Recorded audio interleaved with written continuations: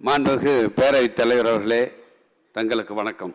தமிழ்நாட்டை தலைநிமிரச் செய்த தந்தை பெரியார் அவர்களையும், தமிழ்நாட்டுக்கு தமிழ்நாடு என்று பெயர் சூட்டி மகிழ்ந்த பேரறிஞர் அண்ணா அவர்களையும் இந்த நேரத்திலே நான் வணங்குகிறேன். தமிழ்நாட்டின் சமூக பொருளாதாரத்தின் தந்தை, செந்தமிழ் வாழ்வு நலம் செழிக்க வந்த வான்மலையாய் வங்கக்கடலோரம் மோனா தவமிருந்து எட்டுத்துக்கும் புகழ் மணக்கும் முத்தமிழறிஞர் கலைஞரை அவர்களையும் நன்றியுடன் வணங்குகிறேன். தமிழ்நாட்டை முதன்மை மாநிலமாக ஆக்கிட அயராது உழைத்து வரும் கழகத் தலைவர் மாண்புமிகு முதலமைச்சர் அவர்களை வணங்குகிறேன். 4ஆம் முறையாக உணவு மற்றும் உணவுப் பொருள் வழங்கல் துறையின் மானிய கோரிக்கையை இந்த மாமன்றத்திலே சமர்ப்பித்திடும் வாய்ப்பினை நல்கிய மாண்புமிகு முதலமைச்சர் அவர்களுக்கு என் நன்றியை தெரிவித்துக் கொள்கிறேன். நாடாளுமன்ற தேர்தலுக்கு முன்பே நாடும் நமது, நாடும் நமது, நாடும் நமதே, நாற்பதும் நமதே என்று சூழலித்து பாராளுமன்ற தேர்தலில் இந்தியாவை உற்று நோக்கின்ற விதத்தில் வெற்றி கொடி நாட்டி தலைமையேற்ற நாள் முதல் அனைத்து தேர்தல்களின் வெற்றி முரசு கட்டிய தமிழ்நாயகர் நம் அன்பு முதல்வர் அவருக்கு என் நன்றி கலந்த வணக்கத்தை தெரிவித்துக் கொள்கிறேன். பேரவைத் தலைவர் அவர்களுக்கும், மாண்புமிகு நீர்வளத்துறை அமைச்சர், மாண்புமிகு நகராட்சி நிர்வாகத்துறை அமைச்சர், மாண்புமிகு ஊரக வளர்ச்சித்துறை அமைச்சர், பொதுப்பணித்துறை அமைச்சர், வேளாண் துறை அமைச்சர்களுக்கும் நன்றி தெரிவித்து, இளைஞரின் இனிமை அன்பு உடன்பிறப்பு அமைச்சராக பொறுப்பேற்ற உடனே திண்டுக்கல் மாவட்டத்துக்கு டிசம்பர் 2022 டிசம்பர் 23 நாள் என் தொகுதியான இடைக்கோட்டைக்கு வந்து அங்கே மாண்பு முதலமைச்சருடைய எண்ணம் தமிழகத்தை பசுமை மாநிலமாக ஆக்க வேண்டும் என்ற எண்ணத்தை செயல்படுத்தக்கூடிய விதத்திலே உலக சாதனையாய் சுமார் 120 ஏக்கரில் 6,40,000 மரக்கன்றுகள் நடும் பணியை தொடங்கி வைத்து தானும் அதிலே ஒரு மரக்கன்றை நட்டு இன்றைக்கு அந்த பகுதியிலே சுமார் இந்த கோடை காலத்தில் மட்டும் 20 மலை தொடர்ந்து 8 கிலோமீட்டர் ரேடியஸில் மழை பெய்திருக்கிறது என்பதை மாமன்ற உறுப்பினருக்கு நான் தெரிவிக்க கடமைப்பட்டிருக்கிறேன். அதே போல தமிழ்நாட்டை சிறப்பு திட்டங்கள் செயலாக்கம் மூலம் தன்னிகரவா மாநிலமாக பாடுபட்டு கொண்டிருக்கும் அருமை இளவல் நடைபெற்ற நாடாளுமன்ற தேர்தலில் 8418 கிலோமீட்டர் பயணித்து 22 நாட்களிலே 122 கூட்டங்களில் 3726 நிமிடங்கள் பேசி நாடாளுமன்ற தேர்தலில் 40க்கு 40 வெற்றி பெற உறுதுணையாக இருந்த மாண்புமிகு இளைஞர் நலன் மற்றும் விளையாட்டு மேம்பாட்டுத்துறை அமைச்சர், வருங்கால தமிழ்நாட்டை வழிநடத்த உள்ள மாண்புமிகு உதயநிதி ஸ்டாலின் அவர்களுக்கு என் அன்பு கலந்த வணக்கம். மாண்புமிகு அமைச்சர் பெருமக்களுக்கும், சட்டமன்ற கட்சி தலைவர் அனைவருக்கும், அனைத்து மாமன்ற உறுப்பினர்களுக்கும், என்னை வளர்த்து ஆளாக்கிய தாய் தந்தைக்கும் இந்த நேரத்திலே நன்றி தெரிவித்துக் கொள்கிறேன். என்னை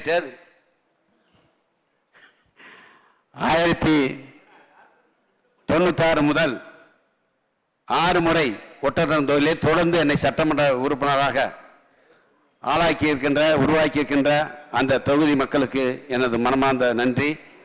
அதே போல என்னை வெற்றி பெற செய்ததற்கு பெரிதும் உறுதியாக இருந்த திராவிட முன்னேற்ற கழக முன்னோடிகள், தோழமை கட்சி நண்பர்களுக்கும் வணக்கம்.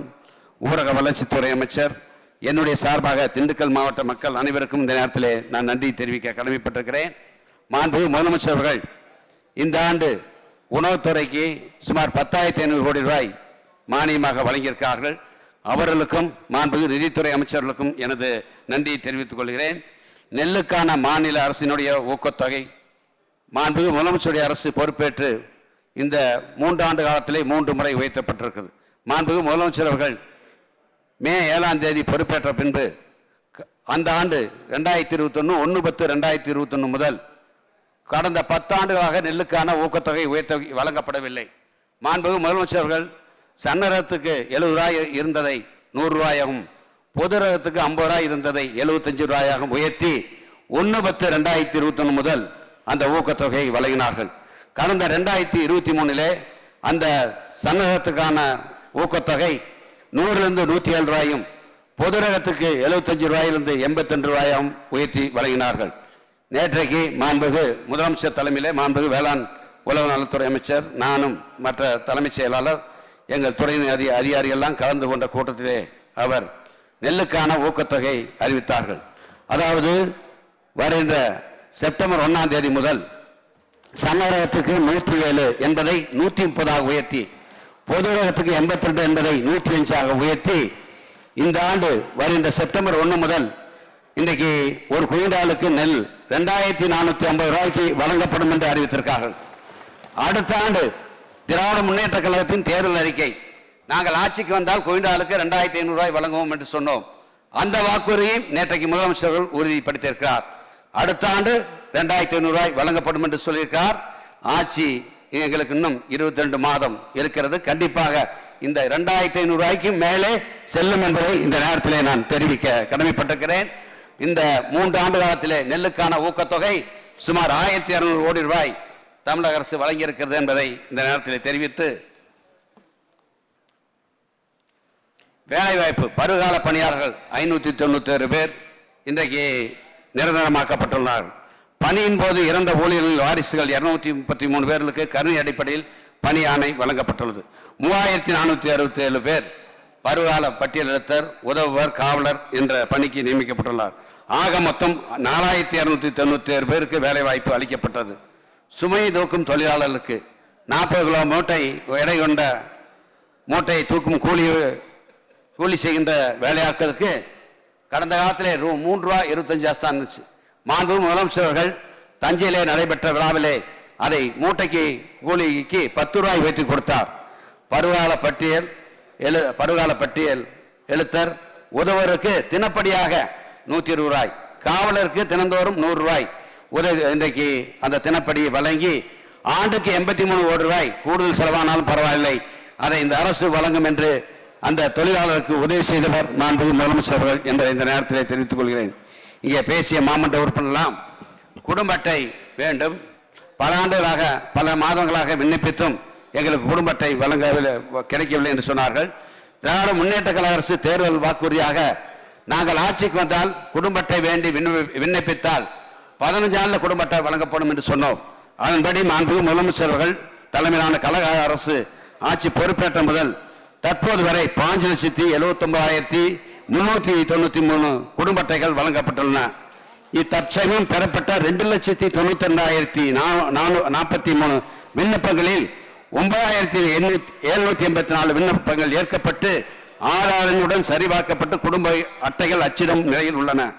மீதமுள்ளவற்றை அரசு பரிசீலனை செய்து கொண்டிருக்கிறது. தேர்தல் வந்துவிட்டது. 3 மாதமாக தேர்தல் நடத்திய விதிமுறைகளை கூட விலக்கிக் கொள்ள வேண்டும் என்று எங்கள் திராவிட முன்னேற்ற கழகத்தை சேர்ந்த மாநிலங்களவை உறுப்பினர் மரியாதைக்குரிய வில்சன் அவர்கள் தேர்தல் கமிஷனர் கேட்டு பார்த்தார், விலக்கு கொடுக்கவில்லை.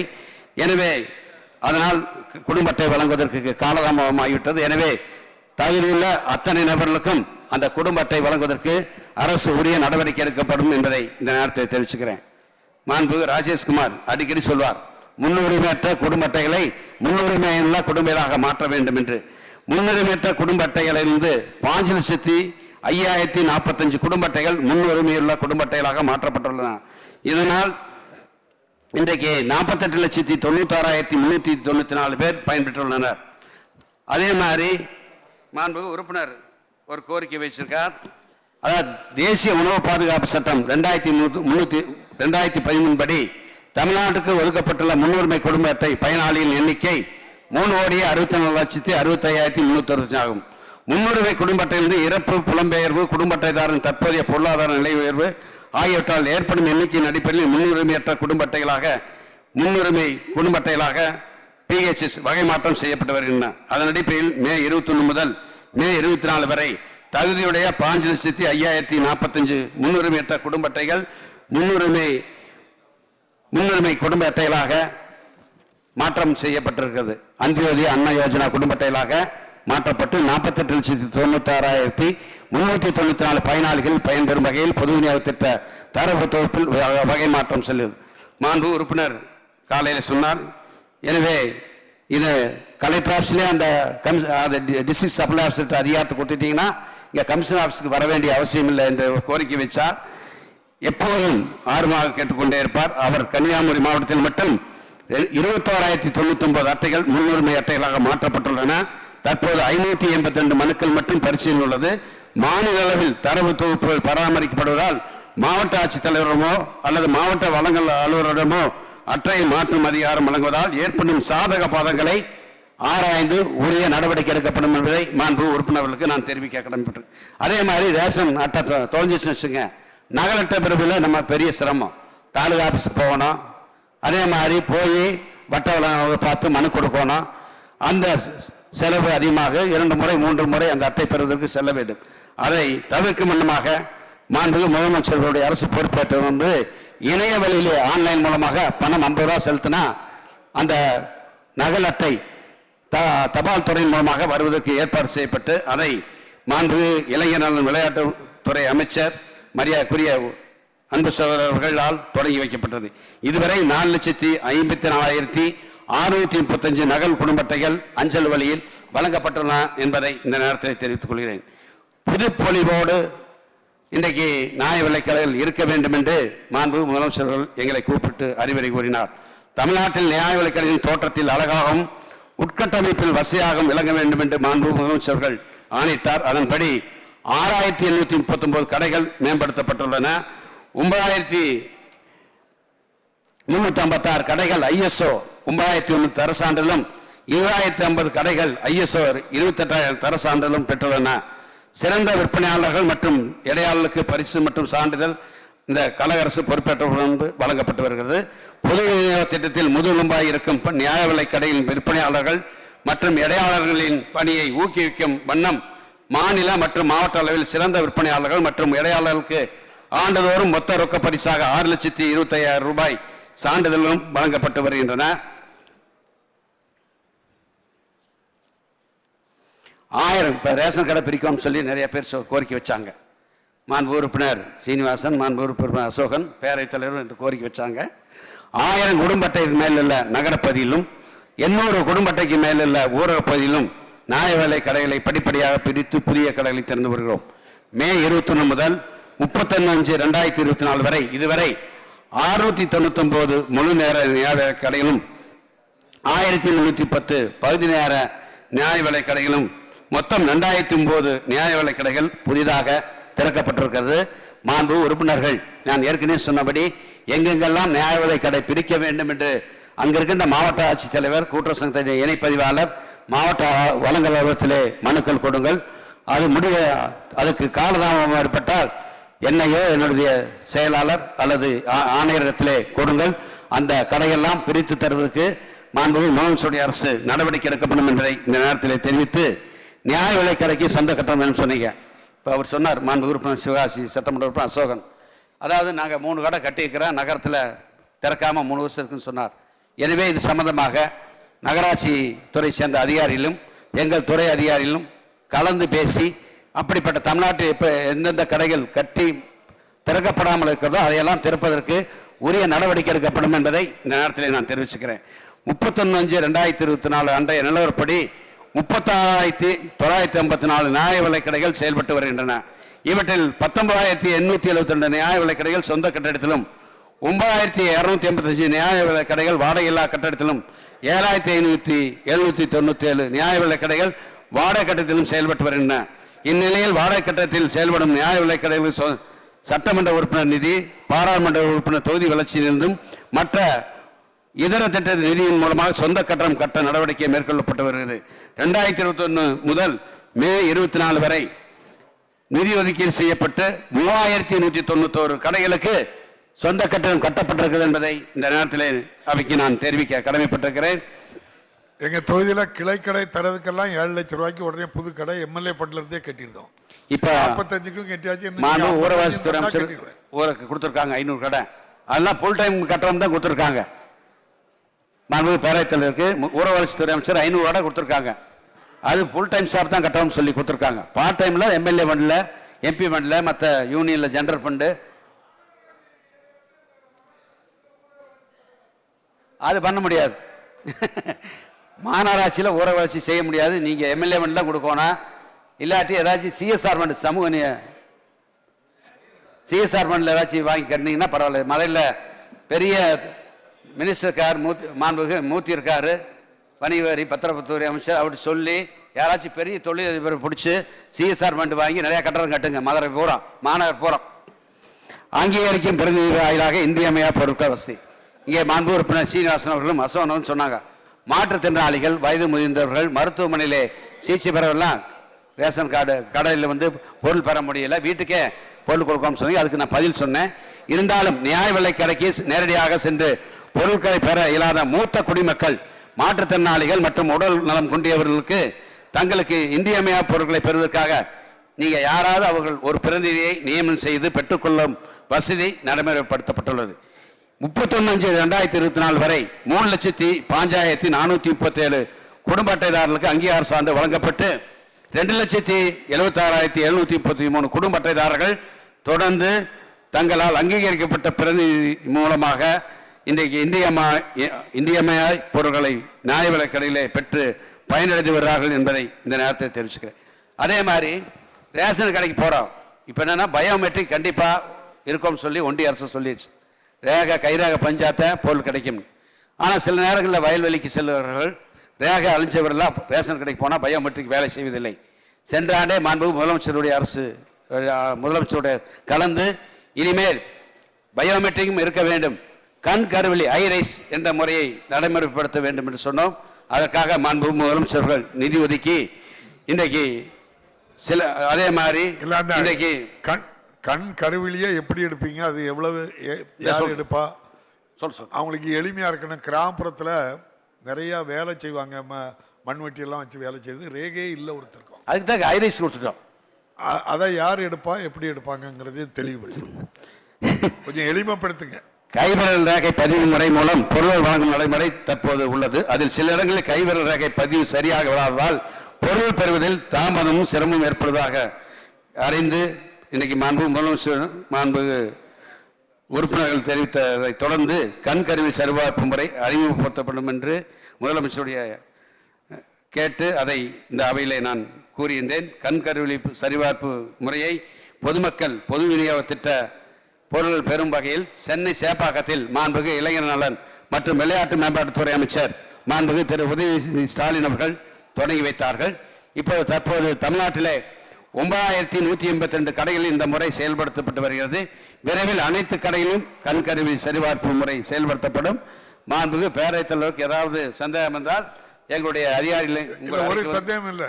36,000 கடையில் 9,000 கடைக்கு இது அனுமதிச்சிருக்கீங்க. மீது எல்லா கடைக்கும் விரைவில் இன்னும் 2-3 மாத காலத்துக்குள்ளாக அனைத்து கடையிலும் கண் கருவிலி பொருத்தப்படும் என்பதை இந்த நேரத்தை தெரிவிச்சு அதுவரை அந்த கைரேகை பதியாதவர்களுக்கு பொருட்கள் கொடுப்பதற்கு ஒரு உத்தரவு போடுங்க, அவ்வளவுதான். கண்டிப்பாக அது ஏற்பாடு செய்யப்படும் என்பதை கடையெல்லாம் கண் கருவி இல்லையோ அதுல கைரேகை வரலன்னா கொடுத்துருக்க கண்டிப்பாக அதுக்கு ஏற்பாடு செய்யப்படும் என்பதை இந்த நேரத்தை தெரிவிச்சுக்கிறேன். மாண்பு முதலமைச்சர் அவர்கள் கடந்த முதலமைச்சர் அரசு பொறுப்பேற்ற உடனே ஒரு தொலைக்காட்சி பார்த்துக்கிட்டு இருக்கிறப்ப ஒரு நெல்மணி நிறைய நனைஞ்சிருச்சு, மலையில் நனைஞ்சிருச்சு. மாண்புமிகு முதலமைச்சர் அவர்கள் மாண்புமிகு வேளாண் உழவர் நலத்துறை அமைச்சரும் என்னையும் உடனடியாக நீங்கள் வீட்டுக்கு பெறப்பட்டு வாருங்கள் என்று சொன்னாங்க. எங்கே இருக்குன்னு கேட்டாங்க. சென்னையில் தான் இருக்குன்னு சொன்னோம். 2 பேர் வீட்டுக்கு போனோம். இனிமேல் தமிழ்நாட்டில் மழை பெஞ்சா நெல் எங்கே அடிக்கிறீங்க திறந்த வெளியில் 103 இடங்களில் நம்ம கிராமங்களில் தட்டு போட்டிருப்போம், தார்பாய் போட்டு மூடியிருப்போம். அதே மாதிரி இருக்குது. எனவே அதையெல்லாம் சொந்த இடத்துல வைப்பதற்கு உங்கள் வேளாண்மைத்துறை, கூட்டுறவுத்துறை, அதே மாதிரி மற்ற எந்தெந்த துறையில் இடம் இருக்கிறதோ அதையெல்லாம் நீங்கள் பயன்படுத்த வேண்டும் என்று சொன்னார். அதற்காக மாண்புமிகு முதலமைச்சர் அவர்கள் தமிழ்நாடு நுகர்வோர் வாணிபக் கழகம் ஏற்கனவே இருந்த கிடங்கு வசதிகளுடன் இந்தியாவுக்கே முன்னோடியாக தமிழ்நாட்டில் மேற்கூரையுடன் கூடிய நவீன சேமிப்பு தளங்கள் கட்டப்பட்டிருக்கின்றன. 4.03 லட்சம் மெட்ரிக் டன் சேமிக்கும் வகையில் 333 கோடி ரூபாய் மதிப்பீட்டில் சேமிப்பு தளங்கள் கட்ட மாண்புமிகு முதலமைச்சர்கள் ஆணையிடப்பட்டு 2.83 லட்சம் மெட்ரிக் டன் கொள்ளளவு கொண்ட சேமிப்பு தளங்கள் திறக்கப்பட்டு பயன்பாட்டில் உள்ளன. மீதியுள்ள சேமிப்பு தளங்கள் கட்டப்பட்டு வருகின்றன. இதனால் கொள்முதல் செய்த நெல்லை திறந்த வெளியில் சேமிப்பதை குறைத்தும் நெல் கொள்முதல் நிலையங்களிலிருந்து உடனுக்குடன் நெல்லை அனுப்பி வைத்ததன் காரணமாக தரமான அரிசி கொடுக்க நேர்ந்ததோடு அரசுக்கும் கணிசமான தொகையை மீதப்படுத்தியுள்ளோம் என்பதை இந்த நேரத்தில் தெரிவித்துக் கொள்கிறேன். மாண்பு உறுப்பினர் அப்துல் சமத் அவர் சொன்னது போல தமிழ்நாடு முழுவதும் இன்றைக்கு மக்களுக்கு தரமான அரிசியை தொடர்ந்து வழங்கி நம்முடைய மாமன்ற உறுப்பினர்கள் பொதுமக்கள் மத்தியிலே இன்னைக்கு குடும்பத்தார் அனைவரையும் பாராட்டையும் நம் முதல்வருடைய அரசு பெற்றிருக்கிறது என்பதை பெருமையோடு தெரிவித்துக் கொள்ள கடமைப்பட்டிருக்கிறேன். அதே மாதிரி சென்ற ஆண்டு சிறுதானிய ஆண்டு ஐக்கிய நாடு சபை அறிவித்திருக்கிறது. அதை ஒட்டி மாண்பு முதலமைச்சர்கள் சிறுதானியத்தை எந்த மாவட்டத்திலாவது வழங்க வேண்டும் என்று சொன்னார்கள். அந்த அடிப்படையிலே முதல் முறையாக கேழ்வரகு கொள்முதல் செய்யப்பட்டு இன்றைக்கு தருமபுரி, நீலகிரி மாவட்டங்களில் அரிசிக்கு பதிலாக 2 கிலோ கேழ்வரகு வழங்கப்படுகிறது. இதன் அடிப்படையில் தருமபுரி, கிருஷ்ணகிரி, சேலம் மற்றும் ஈரோடு மாவட்டங்களில் KMS 2022 முதல் 2024 மே 6 வரை 1659 டன் கேழ்வரகு கிலோ ஒன்றுக்கு ரூபாய் 38.46 காசுக்கு கொள்முதல் செய்யப்பட்டு இன்றைக்கு 940 விவசாயிகளிடமிருந்து கொள்முதல் செய்யப்பட்டிருக்கிறது என்பதை இந்த நேரத்திலே நான் தெரிவித்துக் கொள்கிறேன். குறிப்பாக விவசாயிகளிடத்திலிருந்து அந்த கேழ்வரகு 25 ரூபா 26 ரூபாய்க்கு தான் வாங்கினாங்க ஆனால் இடைத்தரகர்கள். ஆனால் முதலமைச்சருடைய அரசு 38 ரூபா 46 காசு கொடுத்தனால விவசாயிகள் கேழ்வரகை இன்றைக்கு அதிகமாக அந்த மாவட்டங்களெல்லாம் பயிர் செய்து வருகிறார்கள் என்பதை இந்த நேரத்தில் இங்கே மண்ணெண்ணெய் ஒதுக்கீடை பற்றி சொன்னாங்க. ஒன்றிய அரசால் மாநிலத்துக்கு வழங்கப்பட்டு வரும் மண்ணெண்ணெய் 2006 ஏப்ரல் திங்களிலிருந்து 59,852 கிலோ லிட்டராக இருந்த நிலையில் இந்த ஒதுக்கீடு படிப்படியாக குறைக்கப்பட்டு 1/4/22/21 அன்று 7,536 கிலோ லிட்டராக குறைக்கப்பட்டு மீண்டும் 2,882 கிலோ லிட்டர் வரை குறைக்கப்பட்டு தற்போது 1/4/2024 முதல் வெறும் 1,084 கிலோ லிட்டர் தான் இன்னைக்கு ஒதுக்கீடு செய்யப்பட்டு வருகிறது. இது சம்பந்தமாக மாண்புமிகு ஒன்றிய பெட்ரோலியத்துறை அமைச்சருக்கு கடிதம் எழுதினோம். அதிகரிக்க கோரி தொடர்புடைய அமைச்சரை நேரில் சந்தித்து கோரிக்கை வைத்து நம் மாநிலத்தில் எரிவாயு இணைப்புகள் அதிகம் உள்ளதால் மண்ணெண்ணெய் ஒதுக்கீடு குறைக்கப்பட்டுள்ளதாக தெரிவித்தார்கள். மலைப்பகுதியில் குறிப்பாக கொடைக்கானல், வால்பாறை, நீலகிரி, ஏலகிரி, ஏற்காடு, கல்வராயன் மலை, ஜவ்வாது மலை போன்ற மலைப்பகுதியிலே வசிக்கின்ற மக்களுக்கு அந்த மண்ணெண்ணெய் தேவை என்பது அதிகமாக இருக்கிறது.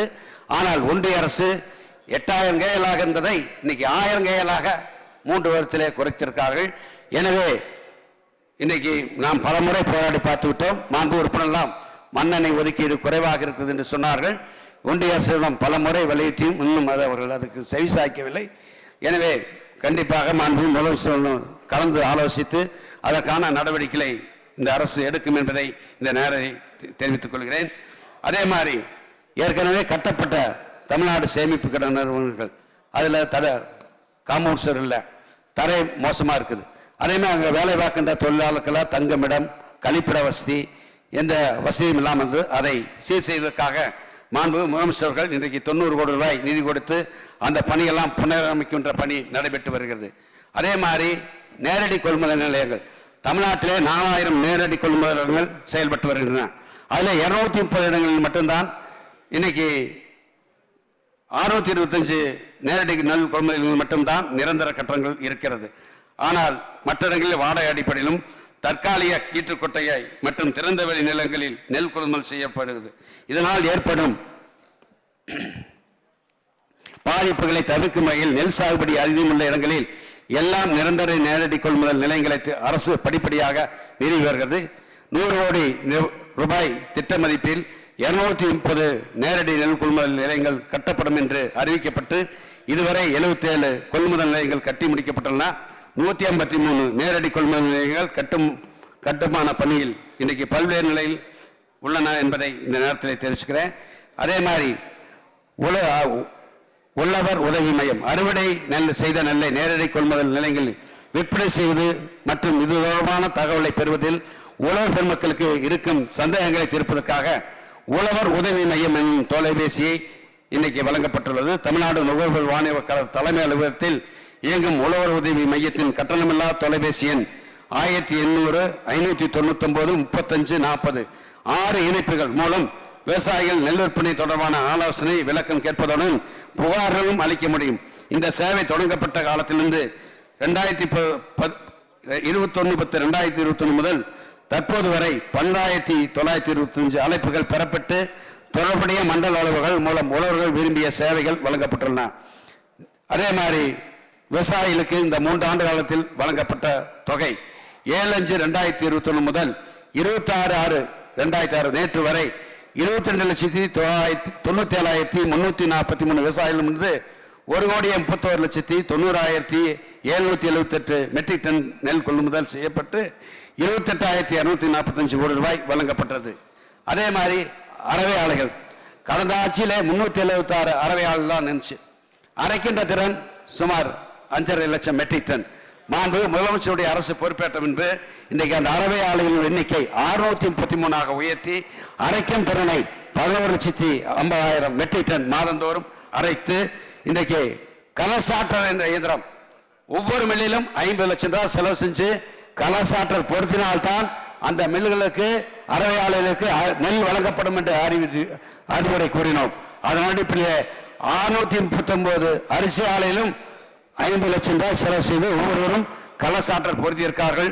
அதனால் கடந்த ஆட்சியை போல இல்லாமல் நெல்லை அதிக நாள் இருப்பு வைக்காமல் விரைவாக நெல்லை அரைத்ததால் தற்போது நியாய விலை கடையில் தரமான அரிசி தொடர்ந்து பழுப்பு கருப்பில்லாமல் வழங்கப்பட்டு வருது. அரிசி பருப்பு பாமாயில் சர்க்கரை உட்பட அனைத்து பொருளின் தரத்தை உறுதி செய்த மாவட்ட வழங்கல் அலுவலர் தலைமையிலே ஒரு குழுவும் அமைக்கப்பட்டிருக்கிறது என்பதை இந்த நேரத்தில் தெரிவித்துக் கொள்கிறேன். பொது விநியோக திட்ட குறைதீர்வு முகாம் குடும்ப அட்டைதாரர்களுக்கு வட்டந்தோறும் மாதத்துக்கு ஒரு முறை குறைதீர்வு முகாம் நடத்தப்பட்டு வருகிறது. மே 2021 முதல் 24 வரை பெயர் மாற்றம், முகவரி மாற்றம், அட்டை வகை மாற்றம் போன்ற 1,96,642 கோரிக்கைகள் ஏற்கப்பட்டு இன்றைக்கு அதை தீர்த்து வைக்கப்பட்டுள்ளன என்பதை இந்த நேரத்தில் தெரிவிச்சுக்கிறேன். தமிழ்நாட்டில் பல ஆண்டுகளாக மாநில மற்றும் மாவட்ட நுகர்வோர் குறை தீர் ஆணையங்கள் காலியாக இருந்த 31 தலைவர் மற்றும் 57 உறுப்பினர் பணியிடங்களை விரைந்து நிரப்பப்பட்டு முழுவீச்சில் செயல்பட துரித நடவடிக்கைகள் மேற்கொண்டதன் விளைவாக பல ஆண்டுகால நிலையில் இருந்த நுகர்வோர் வழக்கெல்லாம் விரைந்து முடிக்கப்பட்டு தற்போது 17 மாவட்டங்களில் 100க்கும் குறைவான வழக்குகளே நிலுவையில் உள்ளன. குடிநீர் பொருள் வழங்கல் குற்றப்புலனாய்வுத்துறையை வலுப்படுத்தி குற்றங்களை தடுப்பதற்காக திருச்சிராப்பள்ளி மற்றும் கோயம்புத்தூர் புதிதாக காவல் கண்காணிப்பாளர்கள் இரண்டு பேரை நியமித்திருக்கிறோம். அதேபோல புதிதாக ஆரம்பிக்கப்பட்ட 6 மாவட்டங்களிலும் 6 அலகுகள் தோற்றுவிக்கப்பட்டன. 7/5/2021 முதல் 31/5/2000 வரையிலான நமது ஆட்சியில் 23,42,85,574 ரூபாய் மதிப்பிலான பொது விநியோக திட்ட பொருட்கள் கைப்பற்றப்பட்டுள்ளன. மொத்தம் 26,842 வழக்குகள் பதியப்பட்டு 27,378 நபர்கள் கைது செய்யப்பட்டனர். கடத்தலில் ஈடுபட்ட 227 நபர்கள் தடுப்பு காவலில் வைக்கப்பட்டுள்ளனர். 5,537 வாகனங்கள் கைப்பற்றப்பட்டுள்ளன. 5,995 வாகனங்கள் ஏலம் மூலம் இன்றைக்கு தீர்வு செய்யப்பட்டன. கடந்த ஆட்சியின் இதே கால கட்டத்தை ஒப்பிடும்போது 2 மடங்குக்கு மேலான அரிசி, அதேபோல 3 மடங்குக்கு மேலான மதிப்புள்ள பொருட்கள் கைப்பற்றப்பட்டுள்ளன. 2 மடங்கு கைது. வாகன கைப்பற்றலில் 60% அதிகம். வாகன கழிவில் 206% முன்னேற்றம் என குறிப்பிடத்தக்க சாதனையை இந்த துறை எய்துள்ளது. தமிழ்நாடு சேமிப்பு கிடங்கு நிறுவனம் வேளாண் விளைபொருள் மற்றும் அரசு சார் நிறுவனங்களில் இதர பொருளை சேமித்து வைக்க கிடங்கு வசதிகளை செய்து வருகிறது. 2021 ஆண்டு 78% இருந்த கிடங்கு பயன்பாட்டு திறன் தற்போது 95% உயர்ந்தும் 81.44 கோடி ரூபாய் இருந்த வருவாய் 133.44 கோடி ரூபாய் உயர்ந்தும் 22.01 கோடியாக இருந்த நிகர லாபம் 31.51 கோடி ரூபாயாக உயர்ந்தும் உள்ளன. மொத்தம் 10,200 மெட்ரிக் டன் கொள்ளல் கொண்ட 3 புதிய கிடங்குகள் கட்டப்பட்டு 7.61 லட்சம் மெட்ரிக் டன் கொள்ளலிருந்து 7.71 லட்சம் மெட்ரிக் டன்னாக உயர்ந்துள்ளது. உணவு மற்றும் உணவுப் பொருள் வழங்கத் துறையின் அனைத்து அலகுகளும் கடந்த 3 ஆண்டுகளில் மிகவும் சிறப்பாக செயல்பட்டன. கிருஷ்ணகிரி மாவட்டத்துக்கு நானும் மரியாதைக்குரிய ஒசூர் சட்டமன்ற உறுப்பினர், தளி சட்டமன்ற உறுப்பினர் தொகுதியில் மலைப்பகுதியில் கடை பிரிக்க வேண்டும் என்று ஒரு கோரிக்கை வைத்திருந்தார். ஒரே நேரத்தில் 10 கடை போய் மலைப்பகுதியில் திறந்தோம். திறந்த சமயத்தில் கடை திறந்துட்டு நிகழ்ச்சியெல்லாம் முடித்து பெறப்படும் சமயத்தில் ஒரு பெண்மண் மலைவாழ் பெண் ஒருவர் வந்து நான் மைக்கில் பேசணும்னு சொன்னாங்க. என்னம்மான்னு கேட்டேன். இல்லை, அரசுக்கு நன்றி சொல்லணும்னு சொன்னாங்க. சொல்லுன்னு சொன்னேன். அவர் சொன்னாங்க, நாங்கள் இந்த கடை பிரிக்காட்டி 8 கிலோமீட்டருக்கு நான் இந்த கடைக்கு வந்து பொருள் வாங்கிட்டு போகணும். வர்றதுக்கு 8 கிலோமீட்டரு, செல்வதற்கு 8 கிலோமீட்டர், 16 கிலோமீட்டர் வந்துட்டு போனாத்தான் பொருளை வாங்க முடியும். அதனால இன்னைக்கு இந்த வசதியை ஏற்படுத்தி கொடுத்திருக்கீர்கள். எனவே இதை மாண்புமிகு முதலமைச்சருக்கு என்னுடைய நன்றியை நான் தெரிவித்துக் கொள்கிறேன் என்று சொன்னார். உள்ளபடியே எங்களுக்கு மகிழ்ச்சியாக இருந்தது. எனவே இப்படி பல்வேறு வசதிகளை இன்றைக்கு மாண்புமிகு முதலமைச்சருடைய அரசு மக்களை மகிழ்விக்கும் அரசாக திகழ்கிறது. அதே மாதிரி இந்த கடந்த அதான் பேசுறேன், நேரம் விட்டேன். துவரம்பருப்பு பாமாயில் மே 2024 மாதத்திற்கான 20,000 மெட்ரிக் டன் துவரம்பருப்பு மற்றும் 2 கோடி பாமாயில் பாக்கெட்டுகள் கொள்முதல் செய்வதற்கான ஒப்பந்த புள்ளி கொஞ்சம் கேட்டுங்க அண்ணா, ஒரு நிமிஷம். ராஜேஷ், 8/4/2024 அன்று இந்திய தேர்தல் ஆணையத்திடம் அனுமதி கோரி கடிதம் அனுப்பப்பட்டது. அதே 17/4/2024 தான் தேர்தல் ஆணையத்தின் அனுமதி பெறப்பட்டது. அதே மாதிரி 18/4/2024 தேதி அன்று மே 24 மாதத்திற்கான 20,000 மெட்ரிக் டன் மற்றும் பருப்பு மற்றும் 2 கோடி பாமாயில் பாக்கெட்டுகள் கொள்முதல் செய்வதற்கான ஒப்பந்த புள்ளிகள் கோரப்பட்டு நாளிதழ்களில் விளம்பர அறிவிக்கை வெளியிடப்பட்டன. மே 2024 மாதத்துக்கான ஒப்பந்த புள்ளிகள் 2/5/24 அன்று திறக்கப்பட்டு 6/5/2024 அன்று தகுதியுள்ள ஒப்பந்ததாரர்களுடன் நேரடி பேச்சுவார்த்தை நடத்தப்பட்டு 12/5/2024 அன்று பாமாயில் ஒப்பந்ததாரர்களுக்கு 13/5/24 அன்று தோரம்பருப்பு ஒப்பந்ததாரர்களுக்கும் கொள்முதல் ஆணைகள் வழங்கப்பட்டன. அதன்படி மே 2024 மாதத்துக்கான பாமாயில் பாக்கெட்டுகள் அனைத்து அங்காடிகளுக்கும் 100% வழங்கப்பட்டு விட்டது. அதே மாதிரி தோரம்பருப்பனை பொறுத்தவரையிலே மே 2024 ஒதுக்கீடான 1,89,80,000 கிலோவில் 1,68,20,000 கிலோ, அதாவது 90% இன்றைக்கு வழங்கப்பட்டது மே மாதத்துக்கு. அதே மாதிரி ஜூன் 2024 மாதத்துக்கான 20,000 மெட்ரிக் டன் தோரம்பருப்பு மற்றும் 2 கோடி பாமாயில் பாக்கெட்டுகள் கொள்முதல் செய்த ஒப்பந்த புள்ளி கோருவதற்காக தேர்தல் ஆணையத்திட 7/5/2024 நாங்கள் கடிதம் கொடுத்தோம். எப்போ அனுமதி வந்துச்சுன்னு தெரியுங்களா? 27/5/2024. அப்புறம் அது வந்த பின்னாடி அதை எடுத்து ஒப்பந்த புள்ளி கோருவதற்கான விளம்பர செய்தி 10 நாள் கொடுக்கணும். அது 8/6/2002 28/5/2002 பிரசுரம் செய்யப்பட்டது. அதற்குரிய ஒப்பந்த புள்ளியானது 8/6/2024 அன்று திறக்கப்பட்டன. அதன் பிறகு 11/6/2002 தகுதியுள்ள தோரம்பருப்பு மற்றும் பாமாயில் ஒப்பந்தம் நேரடி பேச்சுவார்த்தை நடத்தப்பட்டு 20,000 கேட்டா அவங்க பருப்பு சப்ளையர் பெரும் 13,000 மெட்ரிக் டன் தான் கனடா மஞ்சள் பருப்பு கொள்முதல் செய்வதற்கு 3 ஒப்பந்தக்காரர்கள் மற்றும் 1,10,00,000 பாமாயில் பாக்கெட்டுகள் கொள்முதல் செய்வதற்கு 4 ஒப்பந்தக்காரர்களும் 13/6/2024 அன்று கொள்முதல் ஆணைகள் வழங்கப்பட்டது. மேலும் கூடுதலாக தேவைப்படும் தோரம்பருப்பினை பெறும் விதமாக ஏற்கனவே மே மாதத்திற்கு கொள்முதல் செய்த ஆணைகள் வழங்கப்பட்ட தோரம்பருப்பு 4 ஒப்பந்தக்காரர்களுக்கு கூடுதலாக 25%க்குரிய 3,750 மெட்ரிக் டன் தோரம்பருப்பினையும் கொள்முதல் ஆணைகள் 5/6/2024 அன்று வழங்கப்பட்டன. அதை தவிர மே 2024 ஆண்டு மாதத்திற்கான 24 மாதம் முழுவதும் பெற்றுக்கொள்ள வகை ஜூன் மாதம் வரை பெற்றுக்கொள்ள. ஆகவே இப்போ மே மாதம் கூட முடிஞ்சிச்சு.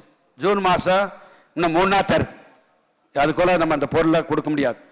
ஜூலை முதல் வாரத்திற்குள்ளாக ஜூன் மாதத்துக்கான பொருட்கள் அனைத்து குடும்ப அட்டைதாரர்களுக்கும் கிடைத்துவிடும் என்பதை இந்த நேரத்தில் மாமன்ற உறுப்பினருக்கும் வெளியிருக்கின்ற பொதுமக்கள் அனைவருக்கும் நான் தெரிவிக்க கடமைப்பட்டிருக்கிறேன்.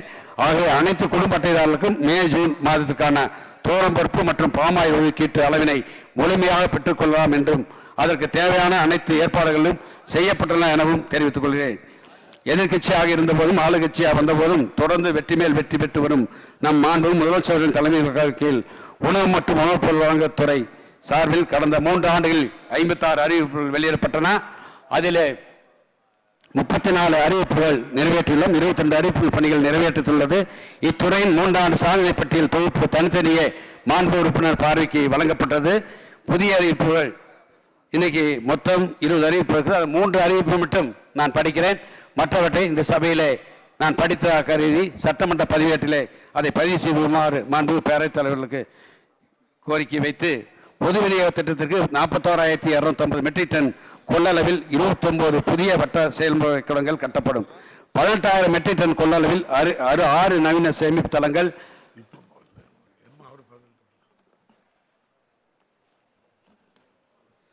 உள்ளிட்ட 20 அறிவிப்புகளை சட்டமன்றத்தில் படித்ததாக கருதி சட்டமன்ற பதிவு செய்யுமாறு கேட்டுக்கொள்கிறேன். மாண்புமிகு உறுப்பினர்கள் 59 வெற்றி தீர்மானங்களை கொடுத்தீர்கள். மாண்புமிகு உறுப்பினருக்கு நான் இந்த மன்றத்திலே சிலவற்றிற்கு பதிவு சொல்லியிருக்கிறேன், விளக்கம் தெரிவித்திருக்கிறேன்.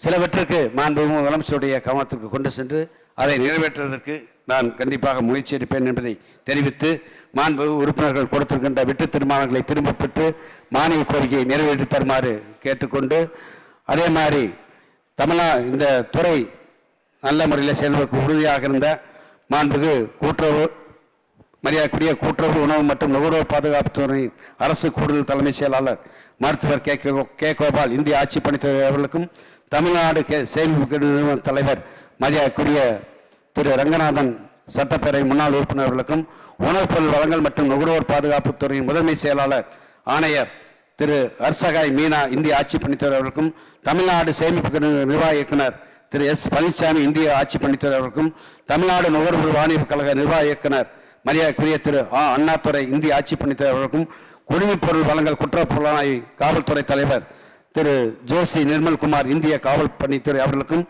கூட்டுறவு சங்கங்களின் பதிவாளர் மருத்துவர் நா சுப்பியன் இந்திய ஆட்சி பணித்துறை அவர்களுக்கும் மற்றும் துறையின் அனைத்து உயர் அலுவலருக்கும் ஊழியர்களுக்கும் நன்றி தெரிவித்துக் கொள்கிறேன். நன்றி, வணக்கம்.